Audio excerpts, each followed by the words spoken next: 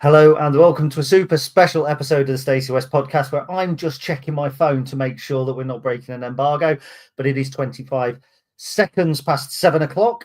So that means that we can discuss Lincoln City's latest signing. Before we get into that, I'm joined by Emily. Good evening. How are you? Good evening, Gaz. Yes, I'm very well, thank you. Excited. There is a signing. We need a klaxon, don't we? A little siren that goes off. We did. We may have a klaxon of sorts. What about this one? If you like pina coladas. That's so a Chris klaxon. It's a Chris klaxon. It's also today our new signing klaxon. Lincoln City have confirmed the capture of 23-year-old Ryley Towler from Portsmouth. So Ryley is a left-sided defender, predominantly central defence, but we will talk extensively about that very shortly. Started his career at Bristol City, had 4 years with Bristol City after spending, I think, 8 years in their youth setup. So altogether 12 years at Ashton Gate, loan spells at Frome Town, Taunton Town, Grimsby Town, all the crap towns by the sounds of it, AFC Wimbledon, and finally a move to Portsmouth. He signed for Portsmouth in 2023 on a 3.5-year deal as a 20-year-old. I know at the time their manager was thrilled to sign him. He's played in League One for them. I think he started something like 9 championship games last season. So we will get into the nuts and bolts of it shortly. But Emily, what are your first thoughts?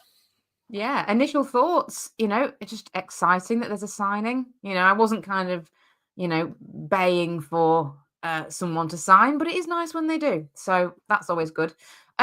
We needed a defensive player, and he is one of them. And yeah, on first glances, he kind of seems like a pretty solid kind of player. And of course, the proof of the pudding will be in the eating when it comes to the season and how he performs. But I think on face value, he looks a decent signing in a position that we're potentially looking for players in. I think we'll come on to debating that a little bit more as we go. But yeah, I think a new signing is always good. There's not ever a new signing where you kind of look down and you say it's a bad choice at that moment. So yeah, I'm happy. Think it's good. Good. Yeah. I mean, obviously a new signing is a new signing. It fits perhaps a little bit more with what people perceive to be the model. So a younger player, we've paid an undisclosed fee as far as I'm aware. So he's obviously somebody that we have hopes for. Could be in the JJ McKinn and Rob Street kind of mould, but I think it's more in a Dom Jeffries mould, we're expecting this player to come in and impact the first team. A couple of interesting things that we've picked up on from the press release. So City's head coach Michael Skubala said Ryley is a left-footed, multifunctional defender. That's like a Swiss Army knife. They're my words, not the words of Michael Skubala. Multifunctional defender with all of the attributes we value and the flexibility to play in 3 defensive positions for us. He's a brilliant addition to our defensive unit and will add qualities to our group with a different skill set to other defenders. Now, in terms of like for like, I saw the Football Insider report earlier today, and they were suggesting Paudie O'Connor's moved, so we're going to bring this Ryley in, and that's the like for like. This is a Sean Rowan like for like, isn't it? Left-footed, 3 defensive positions. You would imagine our left back, left-sided centre half on a 2, left-sided centre half potentially of a 3, maybe middle of a 3. But it does seem more like a Sean Rowan replacement than anything. Yeah, it does. I think that left-sided defender. I think looking at his background, he's played predominantly in that more central on the left role. Whereas I think we think we're looking for a left back, don't we? But what I think from the announcement from the club and the quote from Skubala is it's very nicely ambiguous. He's a defender who plays on the left, which could mean any like on the centre of the left back. With all these different options, I think, and I think that's done on purpose. I think the club always does everything on purpose. That's not a mistake. So I will expect that we might see him, maybe in a few different positions, or maybe he's going to find that left back slot, and the club are confident that he'll be able to make that his own.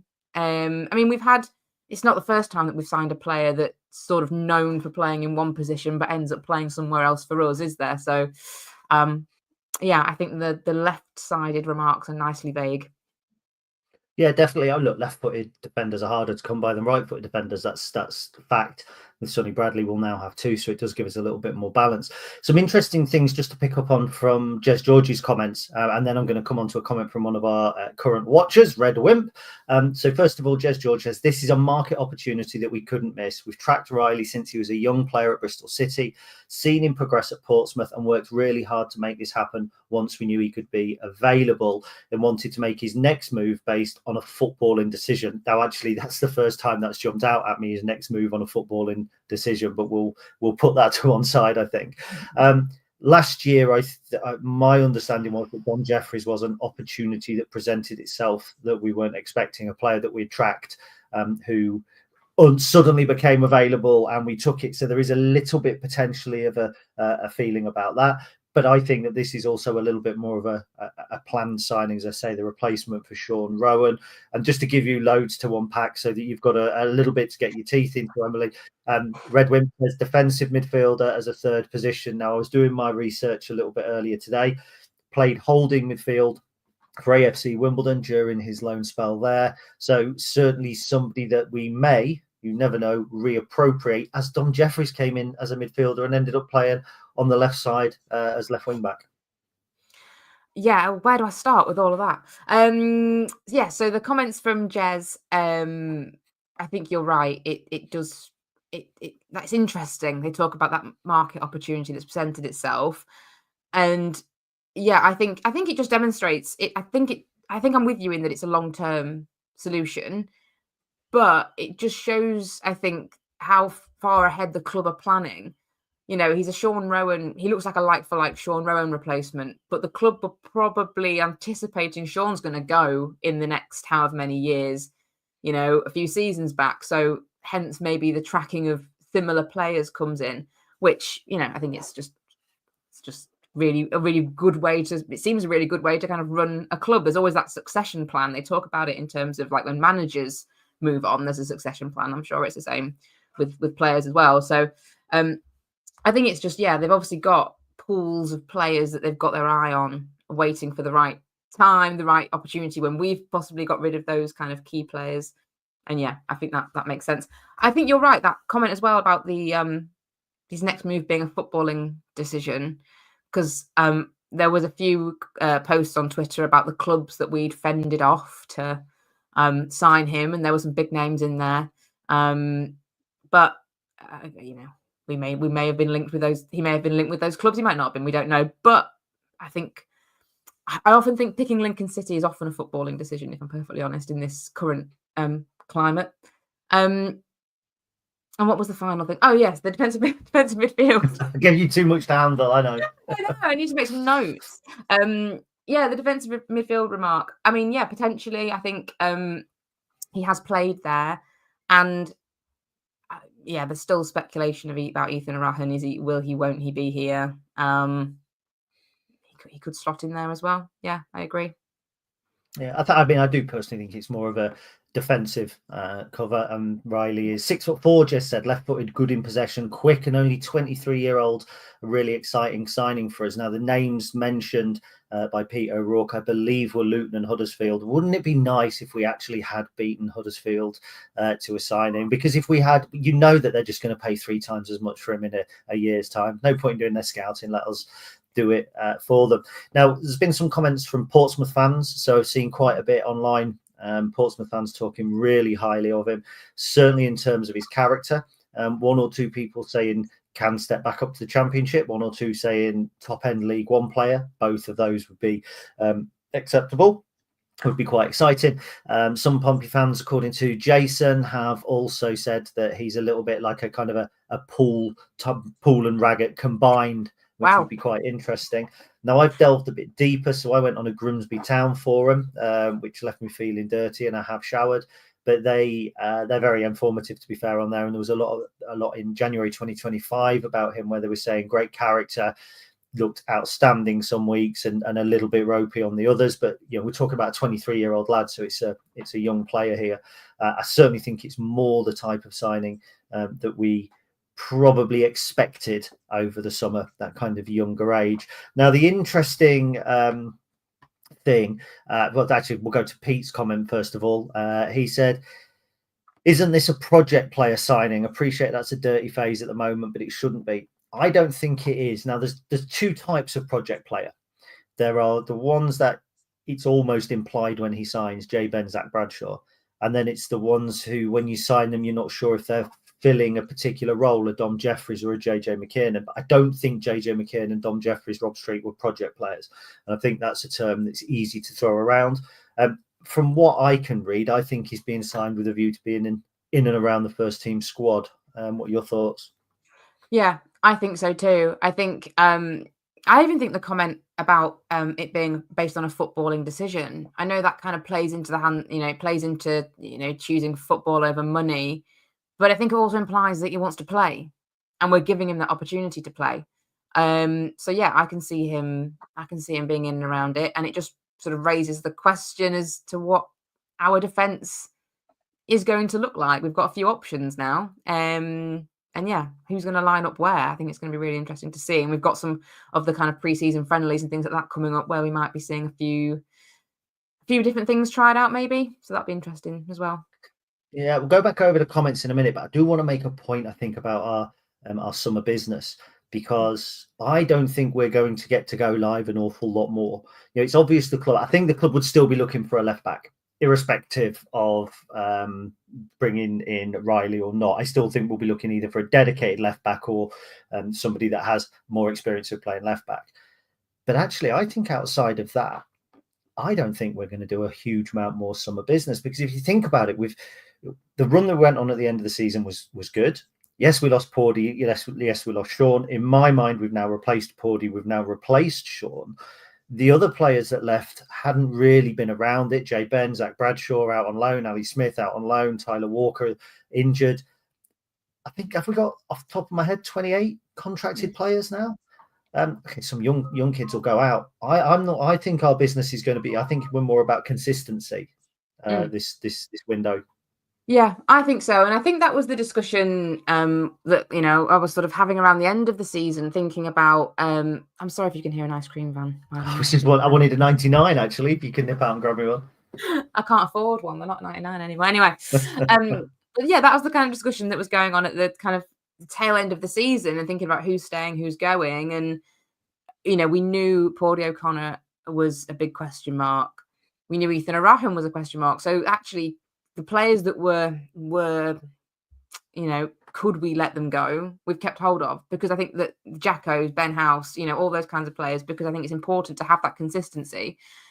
And yeah, I'm with you. I don't think we need to do a great deal more. I mean, do you anticipate that with letting players go like Zach Bradshaw, Jay Ben, do you think that we'll be bringing in similar players of that kind of level in amongst the squad that are kind of coming in, going straight out on loan, those kind of players? Or do you think we won't bother too much this summer?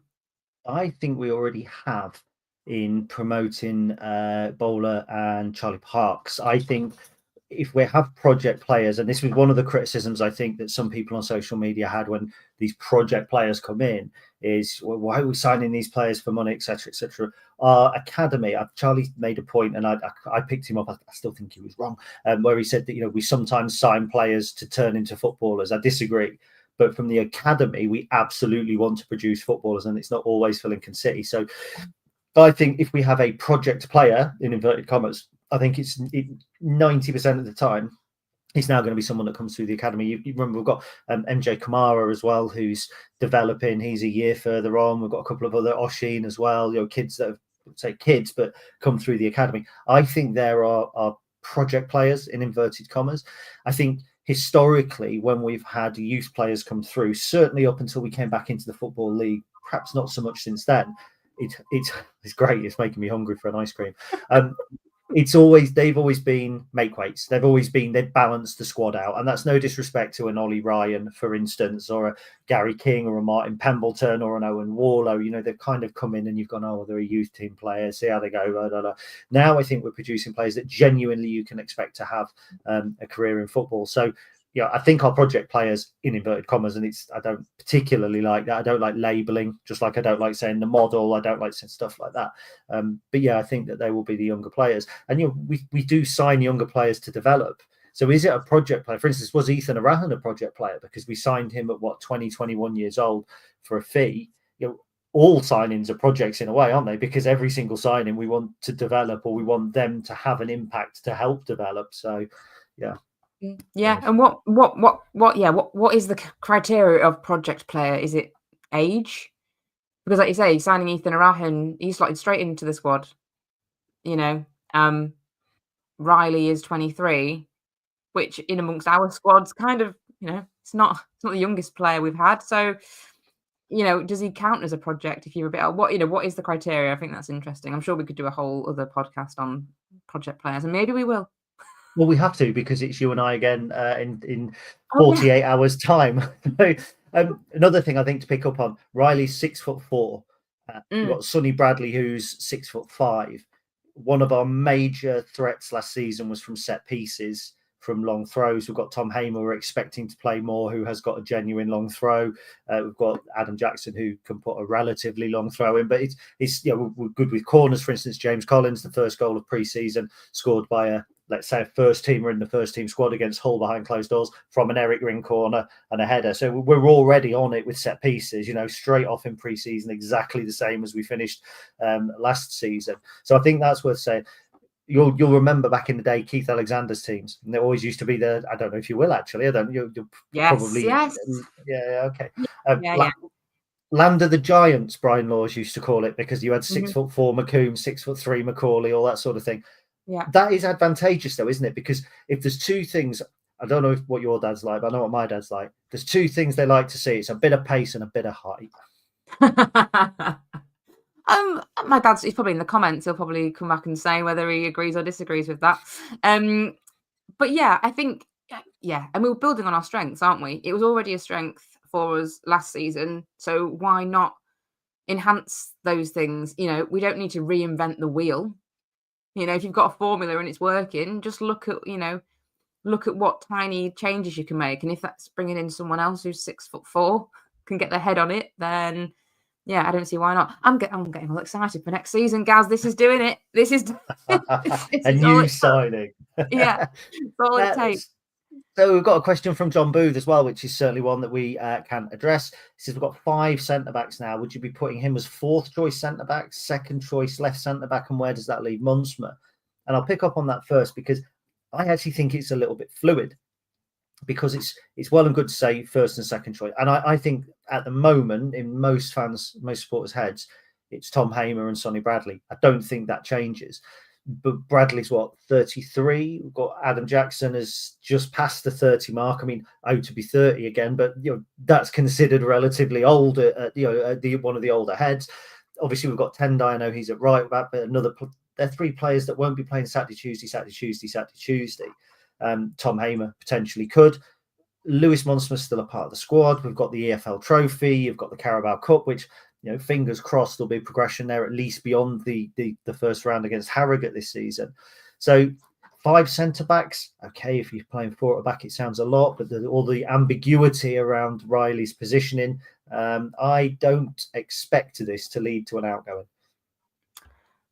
No, neither do I. And I think it's difficult when our other defenders are known quantities. Like when Jacko is solid, Tom Hamer is solid, Derrick was solid, and Monty can, he's had his injury problems, but when he's on form, he's great. So trying to slot new players in that you've sort of read about rather than seen play, I think that's always sort of a challenge. But no, I don't think it's an outgoing either. I think we don't really know where Monty is with his injury. I guess he should be fairly, he's far down the line of that recovery, but is it a Saturday, Tuesday? I I doubt it. And the same, you know, we know Jacko doesn't, you know, he's in and out on those Saturday, Tuesdays. So yeah, I think you're absolutely right. I think it's good. I think we've got options, we've got flexibility, and that's I think a positive thing. You know, we know that we like to mix things up and change for the opposition. So I think, yeah, I think it's just I can't see anybody going out. There's nobody in that 5 that I think they're dispensable. Put it that way. No. The other thing I'd say, there's the talk there about being quick. So certainly Jez mentions he's quick. I don't know if Michael mentions that particularly, but pace may be something that we say lack, but Sonny Bradley wouldn't expect to be the quickest, because again, you know, at the ripe old age of 33, you apparently lose your pace. Imagine what I could have done a marathon in at 33, because I ran a marathon. I don't know if I've mentioned that. It's the same with Adam Jackson, probably lacking a bit of pace since his injury. Lewis probably just lacked that a little bit of pace. So it may be, again, we're just adding something a little bit different. Craig Harvey asks a question, and I will hand it straight over to you, if I may. New signing maybe suggests a back 3. What do you think? I don't know. I don't mean I don't know. I mean, not entirely. I don't know. I possibly not. Possibly not. I think that we've seen the starts of a back 4, and I think he'll stick with it. For me, no, it's not going to 3 at the back. No, I don't think so. I think all indications from the end of last season, from the live show that we did, any conversations I've had with Michael at all, is he prefers 4-2-3-1. It's what he preferred before he came to Lincoln. We had the discussion about him taking over a 3-5-2 and not changing things too quickly, and then obviously getting into the playoffs with 1 game to spare and then dropping out. It was an amazing run which made us stick to it. I think he's getting back to what he feels, when I say comfortable, what he feels is more effective. And trends change in football, and I think fewer managers played 3 at the back last season than 3 years ago. And I remember Joey Barton having a pop at Danny Cowley for still playing 4 at the back, saying all progressive managers play 3 at the back. Well, Joey's unemployed now, and Danny Cowley's playing 4 at the back at Colchester. So yeah, I don't think so. I think this is more an addition. I think it's an option at left back. I say it, obviously it's a he, but I think he's an option at left back. I think he is probably considered more a left centre back. He's probably considered for the future, whereas the likes of Sonny Bradley and Adam Jackson are season, 2 seasons, and you wouldn't expect them to be around the squad beyond that. Paul Stalabras said he's agreeing with you. He's bought his 25-26 home shirt, and like you, the 3rd of August can't come quick enough. Yeah, so there we go. For those who have joined us late, Ryley Towler has joined the club, 23 years old, 76 senior league appearances, although 20 of those have come outside the Football League, so 56 senior appearances in the Football League, 93, I think, in total. So generally, I know we say we're pretty happy with the signing. It's easy to say, we don't have hindsight, but it's the sort of signing I think we expected, isn't it? Yes, I think it is. We're looking for a defensive player. He's a defensive player that's come in with that left-sided option as well, definitely. And he fits the mold, the kind of young player that hopefully we can bring on, we can develop, and he can have a good long career with us at Lincoln City. I'm excited. Yes, it's good. Do you know what? It was when the fixtures came out. Was that last week? It seems a long while ago now. But when the fixtures came out last week, the week before, it was that for me the season started. And now we've got a couple of games. So, I mean, we'll talk about this on the podcast on Wednesday. We don't want to use up all our material too quickly. But, beating Hull. And that was a strong Hull side, by the way. They're the Croatian guy in goal. They've got John Joe Shelby, I think, played for them. It's a pre-season friendly. So it's next. It doesn't matter. I remember us beating Middlesbrough 5-1 in a pre-season friendly when they were Premier League, and we ended up finishing mid-table. So, it doesn't mean an awful lot. But it's underway, isn't it? Do you know what I mean? We're off the mark. Here we go. It's going to be a wait now, because we don't have another friendly until Bromley, do we? I don't think, unless there's something behind closed doors. No, I don't think there's been anything announced, is there? But for me, I was just looking at my calendar in my phone, and I was just kind of going, right, well, next weekend I'm doing this, and then I've got free, and then and then it's football. It just Yeah. it was just sort of only a few swipes away on the phone. So yeah, it's happening. It's happening. Yeah. We'll be Well, back. I'm going to go to the West Brom friendly. I'm not usually a friendly man. That sounds a little bit weird. In all I'm sense of not. the word, Gaz, is that? I'm not usually a man who does friendlies, but certainly going to go to that. I do think even if we were to only sign one, maybe two more players, I still think we're in a good position. You know, doomsayers will have said that the whole squad needs to clear out, blah, blah, blah. It absolutely doesn't. You know, again, looking at the whole friendly, Jack Moylan with a late chance just over the bar. You think, Jack Moylan, he didn't play an awful lot last season. You've got Ethan Hamilton, obviously, who was kind of off it for a lot of the season, didn't come into it till late. Hackett played out of position. Now with the two players that we've lost, Paudie O'Connor and Sean Rowan, arguably almost like for like replacements, you could say. I think it's good. So Ben has just chimed in as well. I'm not just a friendly man, I'd noticed. Yeah. He couldn't do the live, Emily, you know, it's like he said in the chat, but he manages to watch it. Is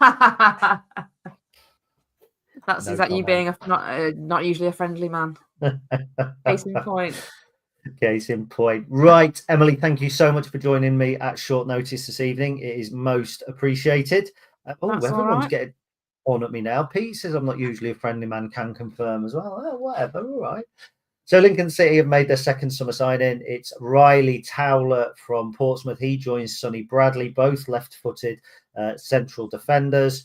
I'm not expecting a huge amount more in terms of signings, but the more the summer goes on, I'm maybe expecting a little bit more on the field. Top 10? Beginning to look a lot like it, isn't it? Thank you, everybody, for watching. Yeah, thank you, Emily, and we'll see you again soon. Up the Imps. Up the Imps.